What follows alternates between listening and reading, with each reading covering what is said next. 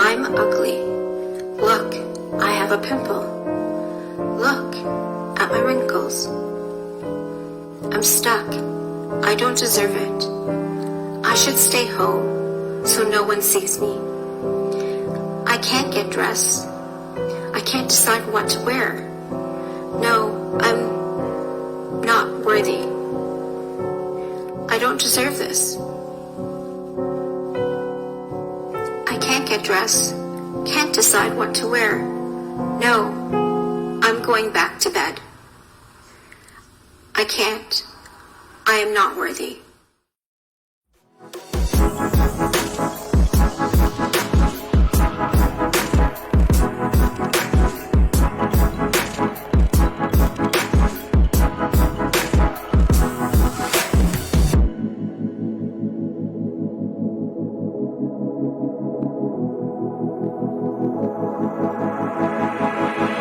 You aren't gorgeous.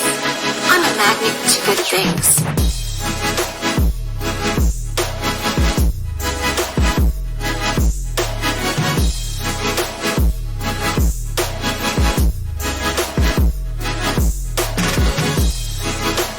You are successful.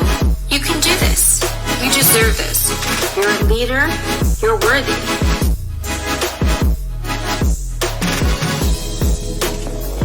You are kind and generous. I am abundant to all that I do.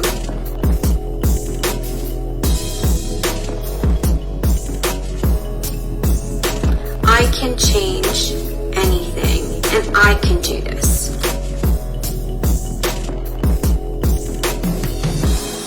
With Empowered in Heels.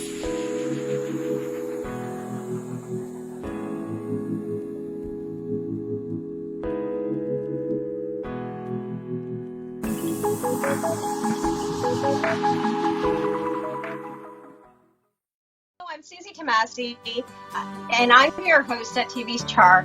I am so excited with our newest show called Empowered in Heels, and it's a show to empower every woman and inspire and support and encourage. I'm here with Canada Day, and I want to give a big thanks to Canada because even my t-shirt says Canada. We want to say we're proud Canadians to say that we want to support local businesses today. But our show is to empower women, and it deals with weekly topics of every issue about women. And it's to inspire and empower other women to the next level. I'm so excited to announce our newest guest, who is SONIA DOLAR.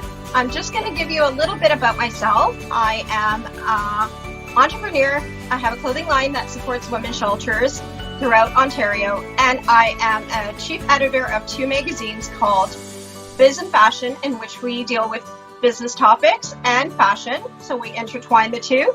And we have Empowered in Heels magazine, which talks about stories, true stories about women that have gone through everything, every walks of life. And it's to encourage other women and inspires other women for the shelter. So we donate that.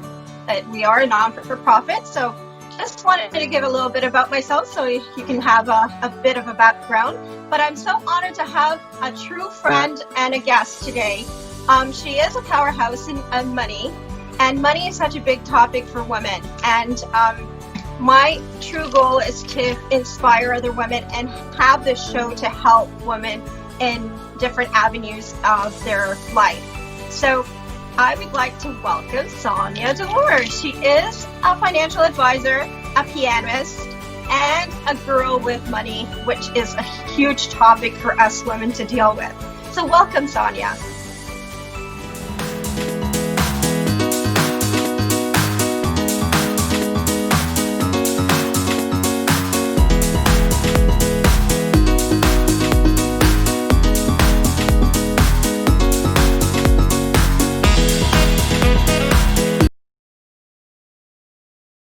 Welcome, SONIA. Thank you so much, Suzy. I'm so happy to be part of your life as a friend, and also part of your magazine. And I'm so happy that we've had a chance to get to know each other and gone to events together. And I get to have coffee with your son too. Yes, he's always around me, so I'm a mommy's boy. I am so delighted to have you here, and would love to know a bit more about you. So please tell our guest about you. Okay, well, thank you for having me at this special time. I feel very proud to be a Canadian, and I think that we're very, very lucky to be born in Canada, to have the opportunities to grow up in Canada, because not all women around the world are so lucky. We have a fabulous banking sector that has given us the ability to have financial inclusion, which is super, super amazing. And I so admire you because you have turned your passion of clothing and jewelry and also networking. This is a very important thing today into your business. And I think, having gone through COVID has really changed our world. It's changed our perception of ourselves, of our community, of global. We know that things that happen in China or in Europe or wherever they have a huge impact on our lives. And we do have some sense of responsibility for that, and I think as well, being Canadian, we have the ability to also move forward, change policies, and also bring kind of a spirit of creativity and financial inclusion around the world. So I think that's a huge thing. I've done microfinance. And I've had the ability to go to Africa twice already, and to see how things are in the world, and how the struggles that women face, just trying to do a simple business. They need to travel to markets. They have so many barriers, childcare, that kind of thing, in order just to do some business. So I think this magazine is, it's fantastic. And also one of the things that's kind of surprising is that around the world there is an ability and adaptation for technology that is, in some respects, faster than it is in Canada or in the US or that kind of thing. So I think that, this is something like I think you're an innovator, because you've done this, online business way before we ever heard about COVID-19.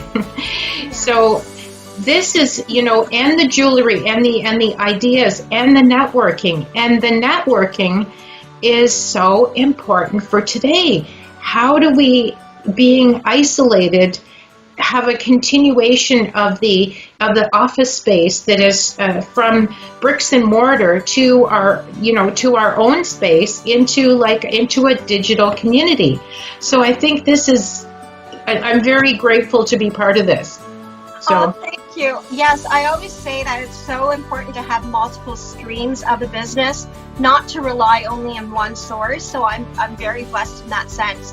And I try to coach others in that, and that's what we do with our platform, to help other entrepreneurs with the magazine and my platform in helping other designers. Mm-hmm. But my main question is for you today is to find out what your true passion is, and how did you get into the financial sector and helping other women out there? Okay, so I grew up part of the time in the city and also in the country. So one of my responsibilities as a teen was in the cash crop business is to listen to the market. And this was on a small scale. So I had to listen to the market report every lunchtime, and kind of like in my mother's little mini notebook, mark down what the prices were. So I sort of developed an interest in that. And my mom also did taxes, so that kind of went hand in hand. So I got a kind of an early education in that. And I think that, that kind of, I've always been interested in helping people. And even in high school, entrepreneurs, a friend, she started a lingerie business in a Catholic high school. Wow. So that was kind of interesting, and also just just the idea of helping people kind of get to their goals and what they need to do. So we start out in grade school, high school, and many kids have part-time jobs. So how do you actually get to your first million? And what are the steps? How do you do your initial savings, and the monthly investing, just learning about how the market works and taking advantage of basic things like dollar cost averaging and participating in. And when you're doing dollar cost averaging, you have more of an interest in actually watching the market, because you're actively participating every month. And also the idea about taxation and how that works with your at the end of the year, and also short-term goals, spending, which is important for a teen, and it used to be vinyl, but now nobody's doing, it's all digital now. But how to allocate a little bit of your budget. Do you have a car? Do you need to pay for transit? Do you need to pay for post-secondary education? I did participate in that, but I also was benefiting from an RESP that my parents put and saved monthly. So I did grow up with the idea of some sort of a budget and goals, and they didn't want me to be overburdened with paying for school. So I think it's and my parents were also real estate investors too. So I think that I'm kind of fortunate. I'm very middle class, but grew up with a lot of ability to see how things work. And also to be a market investor, and also for potential for businesses. My uncle, he worked with a corporation doing testing boxes for phones. So there's a lot of entrepreneurialism in my family, but the actual elements of financial planning, I think part of it was taught, and I really enjoy working with people. So. Yeah. I see that in your eyes. And it is true. I remember going through college, and I always wished that they would give more financial training in high school as to how we can deal with our credit, and how we can deal with spending money, and how to save money, and how to invest money. So I think it's a really crucial thing to add into our school system for our kids, to get them that education prior to when they graduate, so that they're not getting that load of credit cards, or that that big load debt of a loan, of a school loan, and not use it on a school items, right? So I truly agree with that. So please tell me what the power of the smallest number of 2 is. I'm so intrigued of that. Okay, I wanted to also show you something, because what education can do, and just supporting our kids with their goals, what they whatever they want to do. And this is also to do with the power of 2, the communication aspect. But my son has always been fascinated with electricity and with powering things up. So the first thing was solar panels. He had a small solar panel so that he could extend his viewing time with the batteries, with the little video monitors. Yeah. So that was his first thing. And he's always been able to figure out how to use my credit card and buy these little components for computers. And so we've had little packages of computer parts coming to our house since he's been age 10 or 11. But it's not such a bad thing. So I have this to show you. This is actually a 3D model, and it's a Sheltie, and he made this from his 3D computer, or wow. sorry, printer. So this is actually quite amazing, because in this digital age, one of the things that I was kind of introduced to was FedEx. And the digital blockchain revolution here in our city, Toronto. We have some fabulous innovators. Had a seminar with FedEx, and they were talking about just-in-time inventory. So this thing was actually printing for 24 hours, and that's the result. So that's just one thing. My son actually manufactured some parts for the refrigerator. I have, as you know, teenagers are going into the refrigerator so many times a day, and things break. So he was going to order the part, but he thought, well, I have a printer, so let me think about how to tool it. So he did, and so that's working. So these parts are possible to manufacture in your home. Yeah, and it's a great sample of a product if you have in mind, and you wanted to have like a protocol of sample to demonstrate of your idea. That's where it can come into play also, right? Very innovative. But please tell me what the number of 2, the smallest number of 2 is. Like, I'm really intrigued of that.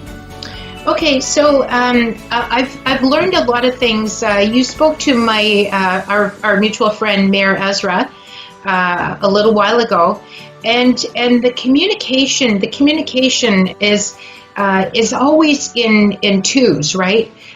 We communicate with each other, and we're able to exchange ideas and kind of move forward with that. And the communication aspect, I think, also today is going to be a huge thing in terms of like connections and responsibility. And one of the exercises, and this has to do with financial responsibility, is look at all your relationships, like your domestic. Who do you have a responsibility to, and a power of 2 kind of connection. And so what do you need to do for each person, like for your son or for your co-workers or this kind of thing. And a lot of it is organized. It's kind of like organization in terms of what we need to do, even like computing or household responsibilities, and even like, for example, in a group sense, disaster control, and also what to do in this circumstance. Like I think our mayor John Tory has done such an amazing thing. A year ago, we had the Raptors event, and the whole city came together without issue, because he's a powerful leader, and there were things that occurred, but everyone had a wonderful day, because there's steps, protocols. I think our police force is great, and nothing is ever perfect, but I think we have to be able to put something like that together in a huge city like this, I think is super, super amazing, and it was a great day for everybody. So, and I think that is because of, the connections and the responsibilities and so many of those things. And that is all, it comes down to, who we need to communicate with and who we need to, and the responsibility. And it's usually two. So. Okay, awesome. So give me 5 best tips to do with your money if you have it in hand, and where to invest it or what to do with it. Okay. So I think one of the first things is health. So health and money and finances all work hand in hand. If you don't have your health, it's very hard. Your expenses go up. So I think, just maintaining, like budgeting even for healthcare, and for eating properly and exercise and all of those things is very, like, super beneficial for your financial pocketbook. Going into the future, longevity is the biggest issue. And if you have your health and you have your all your cognition and everything else, your quality of life is awesome. So I think that's one of the biggest things. So in terms of finances, I think having a budget is important, but the initial savings portion, having a reserve, like say 3 months to 6 months, it's absolutely essential. Again, working from home, I think, is going to be more the norm. I mentioned, one of the, even downtown, they're working maybe once a week or twice a week, that type of thing. So having assets allocated for short-term emergency, as in this COVID situation, and also moderate term and long term. Moderate term for potentially maybe accessibility, but people are losing their jobs, and the contributing to RRSPs, I think, is never more so important than ever before. Getting that ability to defer taxes and to be able to invest over for the shorter term and longer term is great. If somebody had RSPs, they can also pull it out at a lower tax rate, which is helpful.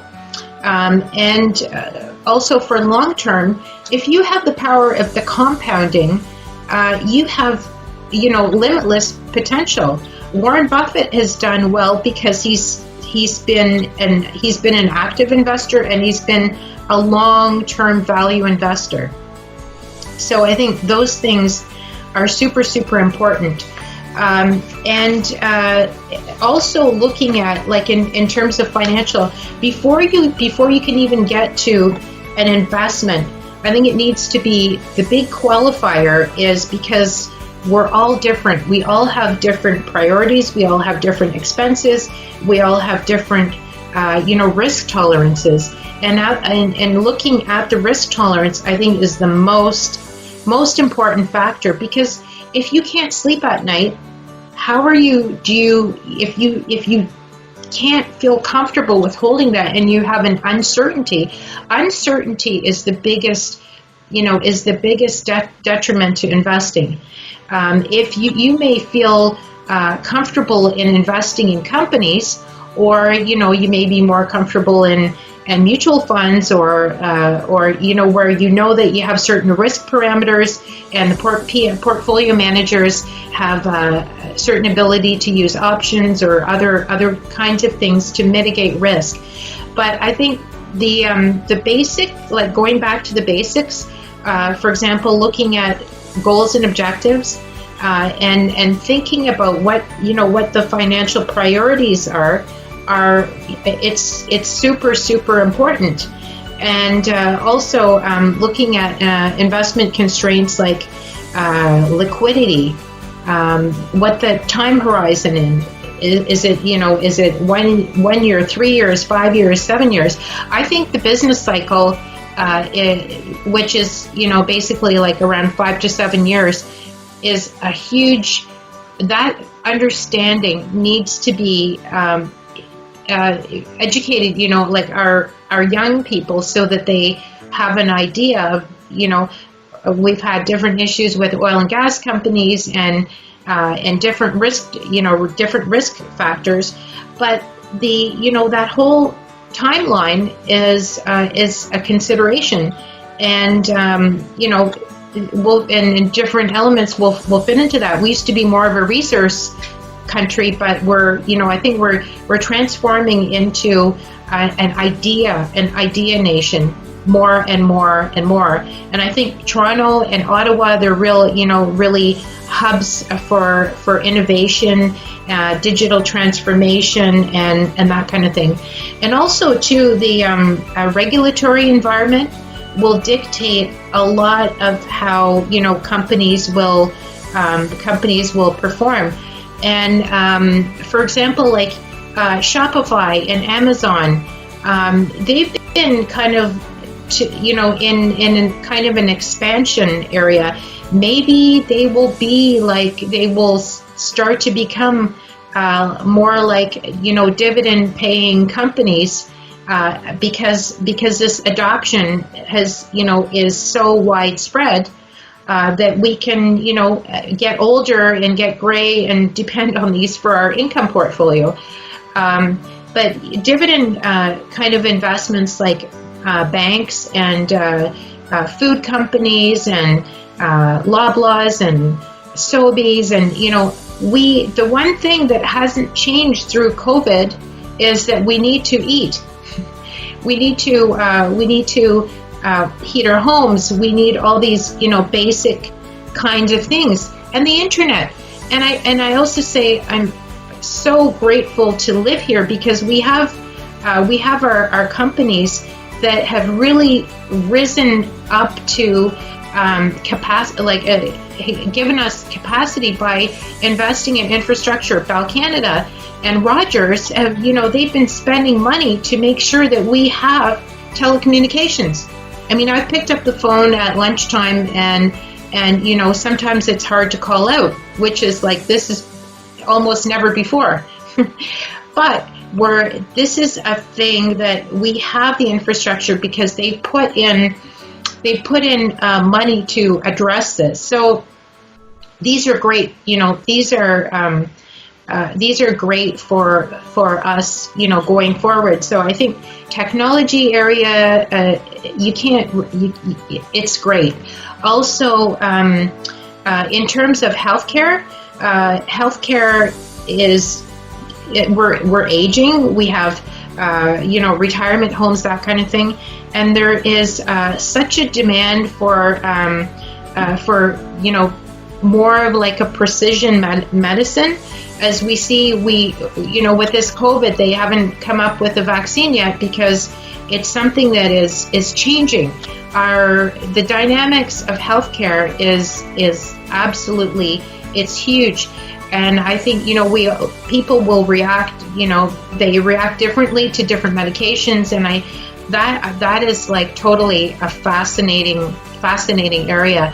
So I think that just going forward, like in terms of trends, I can't go wrong with food, and and also where things come from, how they're grown, organic or not, I don't know. It's it's a question, but anything like financial digital assets and that kind of thing is we need that, and that's the area that hasn't changed. The restaurants are moving that way too, like in terms of ordering, and it's been I think a huge transformation, don't you think? With I think a lot of restaurants are going to be closing down and just have online or pick up orders or delivery. A lot of businesses too, like, why would they have an office rent, high office rent with so many offices, which they can probably do meetings twice a week on Zoom and have people work from home. So I think a lot of our future is going to be changing. Even schools now, you see it changing. They're going to go to half-day school or 2 times at home online or something like that. So yeah, I see a big change, and we are grateful that we do have the internet. And I told my kids that, imagine if you didn't have the internet, how would you guys survive? Because they depend on it so much, right? So, and we alone depend on it with the Zoom calls. We should have had Zoom stocks because we would have been making money. But so in terms of the market, you've seen a big fluctuation with that. If you invested in technology and healthcare, that would have been fine, right? But if you invested on other areas, it probably fluctuated a bit, right? So you wouldn't see that. So for those people that are seeing the fluctuation, do you advise them to change the market right now, or just stay hold and wait until it goes up eventually? What's your advice? It's nobody really has cruising. They're not sure when that will come back. Traveling. I mean, this is all. It's all kind of regulation, right? And also whatever our administrators or regulatory people think is best. I'm sure travel will always to go somewhere and have the experience of the food or the people. Or yesterday I had a meeting with somebody and we're talking about Spain, and the fresh fish, and I haven't been to Spain yet, but the experiences that they had, they're eager to super eager to go back to that. So it's really, I think it's a call of whatever is appropriate to their situation. So they need to either sit down with a financial advisor or somebody that can guide them. If they need a second opinion, I'm happy they can call me. Okay, and we will put your information at the end of the show for sure. So we're going to go on to a break because we need to have some time for Tvchaar to get some advertisements on there. So we will be back. See you soon. Thank you.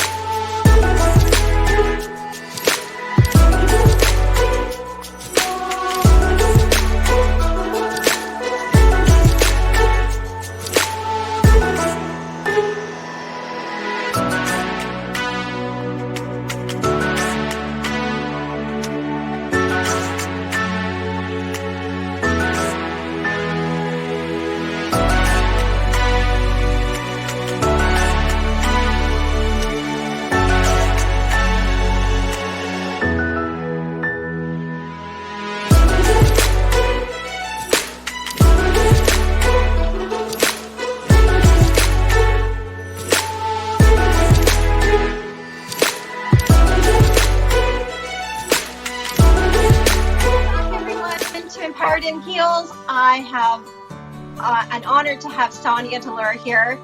She's a financial advisor, and she's touch point on a lot of great areas for you to check your finances and how you can build that. And if you needed to contact her, her information will be at the end of the show. So, Sonia, welcome back to the show. Thank you, Suzy. So, a huge question right now is dealing with the emotional roller coaster and estate planning.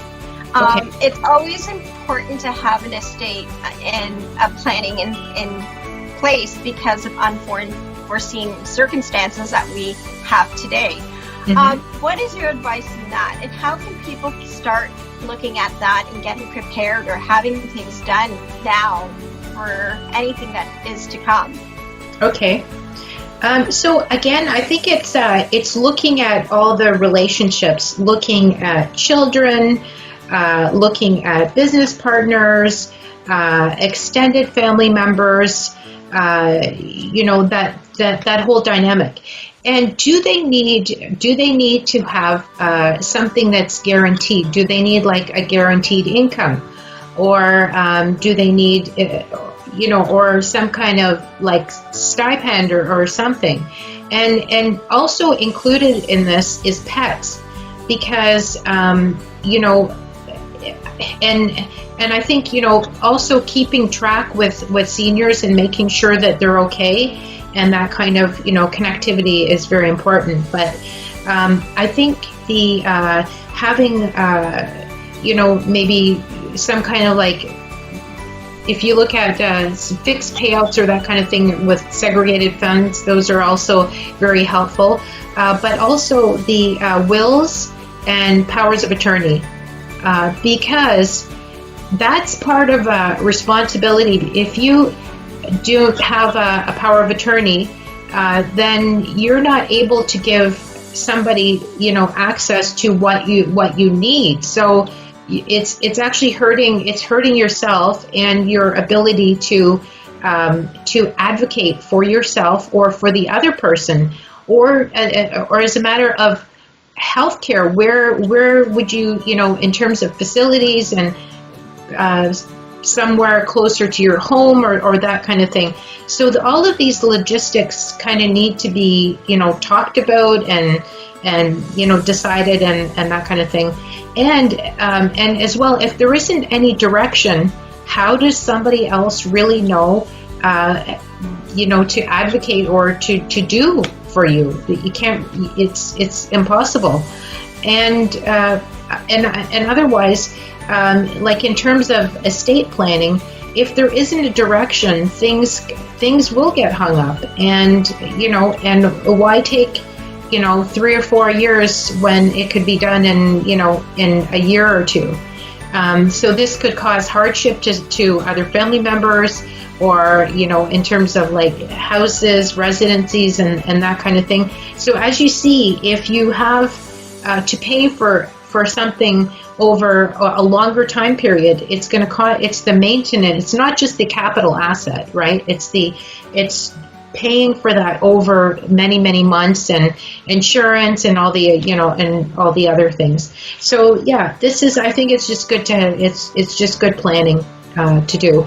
Also, one of the I can get some folders or things to send out, like in terms of financial organization, like all about something like this, that what me and my family and household investments, and basically you can have, and this can be also done digitally, but it's just super little organizer.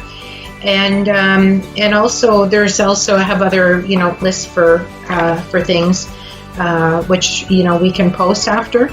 But yeah, just having those kinds of things. And one of the other questions that you had asked me too is about the kind of like the soft issues, like the money management, being in one place together. How do, in relationships, do you do your banking together, or for me, I think it's easier to do banking separately, and then come to agreements. If you have a list of expenses, maybe divvy it up and consistently have one person pay this and another pay that, so that you can have some kind of like process, right? And even I get my children involved and make them pay for things. Yeah, I started with that. Yeah. I'm a 22-year-old, and I started making him buy the groceries because he likes like these luxury items, in which I will go to No Frills, and he'll go to like Food Basics. He'll go to Metro or Loblaws. And I said, well, you can get the same thing at the same store, but but different prices. But they don't realize that. So he ends up paying $250 in groceries for like 3 bags. And if I go to No Frills, I'll get like 6 bags, and I'll tell him, look, this is the comparison. But he says the quality. So I'm not sure if the quality is different. And he says it is. So let's keep it to that. And I said, okay, you buy your groceries. You want this chicken for $30? You buy the chicken for $30. I'm not buying you chicken for $30. So I'm trying to teach him, like, being frugal is a way to be to your future, right? So Absolutely. if you can save and stop buying that Starbucks and stop spending on the things that are really not going to, I'm not giving a bad plug to Starbucks, but $5 for a coffee adds up, right? So if you buy 3 coffees, that's $15 a day, and it adds up. So you times that by 7, you're spending lots of money a week. So I'm trying to teach him, and I wish he would have learned. But you know what? I have 2 skip eggs. He is very good with money. He tends to like to spend my money and not kids, and that's most kids, right? So Absolutely. yeah. So that is amazing. All the topics that you've touched point on, and the relationship. I think it's a great thing for women to have a bank account and have that little bit of separation, so that you can control your funds if you work, and you also half and half. I think everyone should be half and half in the household. So that's important. Yeah. And I think also too, like with different occupations require different like upgrading and licenses and some training and that kind of thing. So that's all like, I think it's part and parcel. So the webinars, the webinars are important. And for continuing education, and I think too for our youth, I was thinking about the digital coins for like further education and that kind of thing too. What will our school system look like, and how will they interact, and just continuing education is probably good for them socially. I've watched actually my daughter's online, and I think she's at York University. I think it's great. So I think that they've done a very good job with the webinars, and so I think that's an important thing that we have to look at. Like, what's our world going to look like? Our socialization, and I think I just seen there's who can you talk to also about difficulties. If you I think the TAs are important, that kind of thing, like just having support as well also, because clarification, it's great to be like, I personally like to be in a classroom, which has been a long time ago. But I think we all love that interaction of human connection, right? And with being on media or being on Zoom, it's not the same. You don't get that connection unless you know that other person on the other end. We are very fortunate. We know each other, and we've been able to communicate that way. But there are other people that, it's their first time meeting them, and it's not that connection there until they see you a couple of times, and then you get that connection, and then you build that network. But another great question for you to end off everything is, give me one advice that you would give to women entrepreneurs and financial, and what they can do with their finances and getting them kind of organized as to what to invest on their business right now. And you already covered the money relationship with having a partner, so I could give you kudos to that one. But if you can give me an inspirational message as to what you can advise to other entrepreneurs with their money.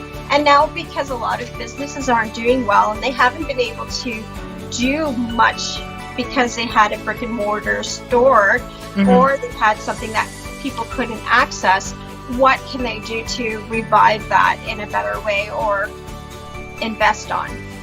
And well, okay, so I'm going to answer my question with actually you, because I think you are a perfect example of the modern woman business, because you started this before, way before this, and like you've had the idea. You're a very social person, and you've got an incredible network. And I think anybody that works with you is lucky to know you, because you're always helping people. You are always helping people wherever you go. Yeah. And I think, having that network, your network is part of your income stream, right? Because you help people, and in turn, business is created. Why? Because we like each other. We want to work together, and it's all about when the bricks and the mortar are down. What do you have? All we have are the relationships with each other, and to work together, and our purposes are aligned. Moving forward, I really think this is how things will transform. We have the same ideology or purposes to move forward and transform, and that's what is going to move us, continuously progressing and flourishing. So thank you so much. I'm really honored to hear that.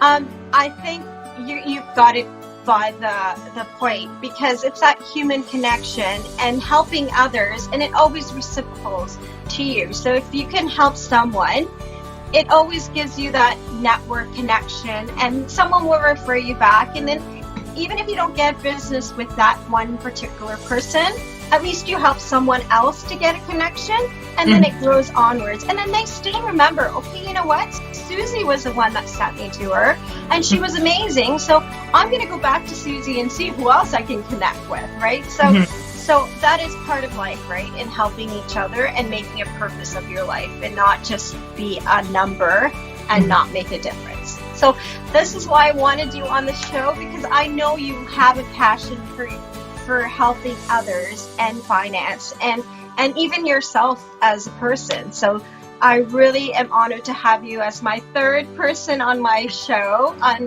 Empowered in Heels. Thank you, Tvchaar, for having us here. I'm so honored to be part of Tvchaar. They've really supported my ideas, and I just love them as a family. So we are a family here at Tvchaar. So please look out for our next edition of Empowered in Heels. We are here to inspire and support you and push you to the next level. So this is a great topic. We touch point money and women and money. We need to work on that a little bit, but we need to really focus on our money and what we do with it. Thank you, Sonia, for being here today. Thank you so much, Suzy, and happy Canada Day. Yes, happy Canada Day. I'm going to do it one more time. Bye. Thank you. Bye-bye.